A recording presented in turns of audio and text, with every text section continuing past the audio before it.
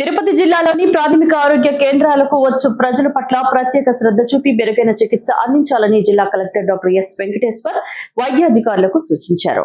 గురువారం దొరవారిసత్రం మండలంలోని ప్రాథమిక ఆరోగ్య కేంద్రంలోని ఓపీ, ప్రసూతి, రక్త పరీక్షల ల్యాబొరేటరీ, మందుల నిల్వలు, పలు విభాగాలను సూళ్లూరుపేట ఆర్డీఓ కిరణ్మయ్తో కలిసి సందర్శించిన జిల్లా కలెక్టర్ డాక్టర్ ఎస్ వెంకటేశ్వర్. ఈ సందర్భంగా జిల్లా కలెక్టర్ మాట్లాడుతూ ప్రాథమిక ఆరోగ్య కేంద్రాలకు వచ్చే ప్రజలకు మెరుగైన వైద్య సేవలు అందించాలని ఆదేశించారు. అవసరమైన మందులను అందుబాటులో ఉంచుకోవాలని అన్నారు.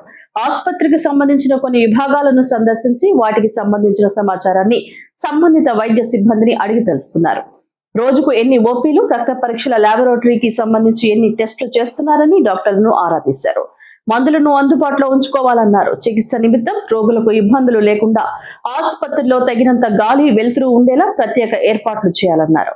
ఈ కార్యక్రమంలో సూళ్లూరుపేట ఆర్డీఓ కిరణ్మయ్, దొరవారిసత్రం తహసీల్దార్ Shaila Kumari, medical officer Chaitanya, doctor Chandrika, వైద్య సిబ్బంది తదితరులు పాల్గొన్నారు.